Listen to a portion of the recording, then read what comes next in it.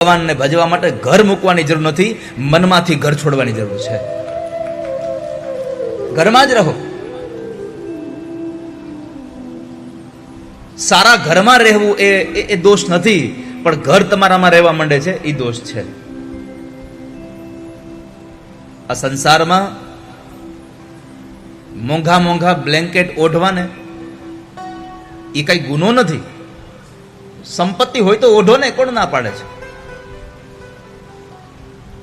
તમે સારા સારા બ્લેન્કેટ ઓઢીને સૂતા હો, સારા સારા એકદમ મોંઘા ઓશિકાનો ઉપયોગ કરીને તમે સૂતા હો, એમાં ખોટું જરાય નથી. પણ ખોટું એ છે કે મને મારા બ્લેન્કેટ વગર ઊંઘ ન આવે, આ ખોટું છે. અમુક અમુક તો યાત્રામાં જાય તો બ્લેન્કેટ હારે લઈને જાય છે, ઓશિકું હારે લઈને જાય છે. ઘણા બધાને ટેવ હોય, અહીંયા સૂતા હોય પછી બીજી જગ્યાએ સુવા જવાનું થાય ને તો એને ઊંઘ ન આવે. આપણે પૂછીએ કે કેમ ભાઈ તમને ઊંઘ ના આવી? તો કે ના, મને પથારી ફરે ને પછી નીંદર નથી આવતી. અને પથારી ફરે પછી કોઈ નીંદર નથી આવતી. પથારી ફરે પછી કોઈ ઊંઘ જ નથી આવતી. સમજાય છે ને મારી વાત? હા, પછી કોઈને ઊંઘ નથી આવતી.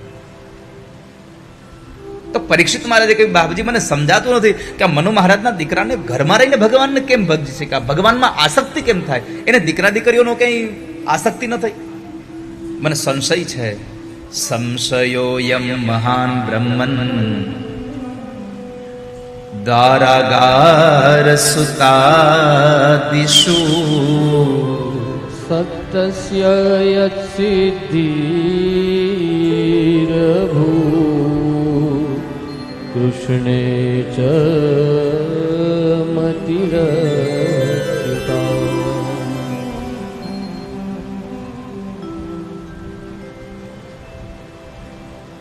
સાંભળો, તમારા મનનો સંશય દૂર કરી દઉં. સુખદેવજી કહે છે કે રાજા,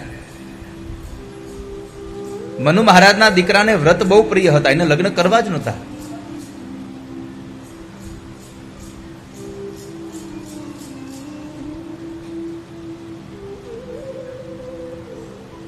એને તો સંસારમાં રહેવું જ નહોતું.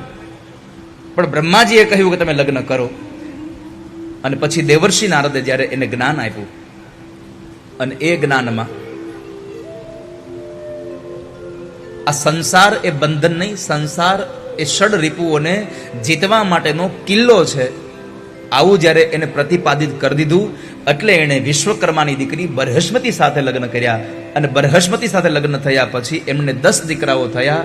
એ 10 દીકરાઓ સાથે એક ઉર્જસ્વતી નામની કન્યા થઈ. અને એ દીકરાઓમાં 3 દીકરાઓ વિરક્ત બની ગયા. એમને સંસાર ન સ્વીકાર્યો, એણે ભગવાનનું ભજન કર્યું.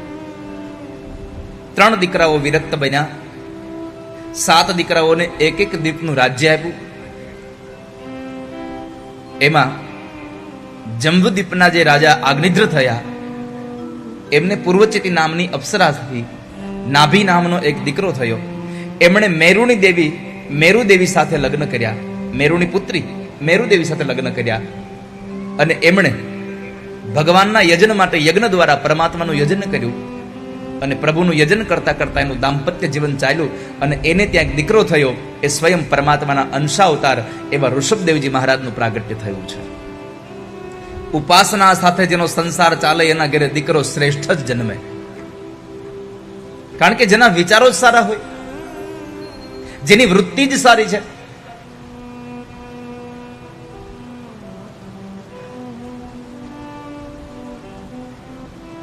તો ઋષભદેવજી મહારાજનું પ્રાગટ્ય થયું.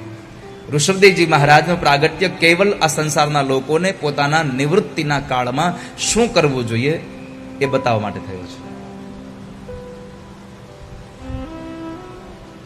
ઋષભદેવજી મહારાજ મોટા થયા. ઇન્દ્રએ એક વખત એના વિસ્તારની અંદર ક્યાંય વરસાદ ન વરસાયો, એટલે ઋષભદેવજી મહારાજે પોતાના તપોબળથી આ વૃષ્ટિ કરી. અને એ વૃષ્ટિમાં એને ત્યાં સારી એવી મોલાદ થઈ. એટલે ઇન્દ્રએ નક્કી કર્યું કે આજે સરસ મજાનો આ તપ જોયું, એનું બળ જોયું, એટલે એમણે ઋષભદેવજી મહારાજ સાથે પોતાની દીકરી જયંતીના લગ્ન કરી દીધા. જયંતી અને ઋષભદેવજી મહારાજનું દાંપત્ય જીવન ચાલ્યું. એ દાંપત્ય જીવનમાં એમને ત્યાં 100 દીકરાઓ થયા અને એ 100 દીકરાઓ પોતાના પિતાજીના માર્ગ ઉપર ચાલવા વાળા. ઋષભદેવજી મહારાજનું દાંપત્ય જીવન ચાલ્યું. આમ કરતા કરતા જ્યારે નિવૃત્તિનો કાળ આવ્યો, પોતાને સંસારમાંથી નિવૃત્તિ લેવી છે. હવે બહુ સરસ રીતે આ ઉપદેશને સાંભળજો વાલા વૈષ્ણવો. આ સંસારના વડીલ માતા પિતાઓને આ સંદેશો છે કે જ્યારે દીકરાઓને તમારો વ્યવહાર સોંપવાનો થાય ત્યારે શું કરવું જોઈએ. જ્યારે તમે દીકરાઓને આ વ્યવહાર સોંપો છો,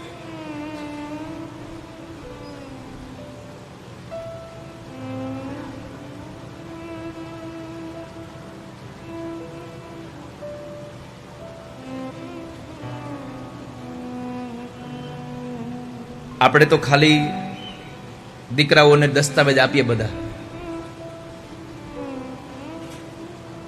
કે આ તારા માટે આ પ્લોટ છે, મોટા ભાઈ માટે આ પ્લોટ છે.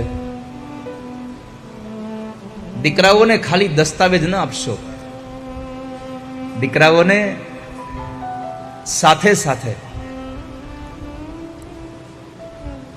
સંસ્કારનો દાયજો આપજો.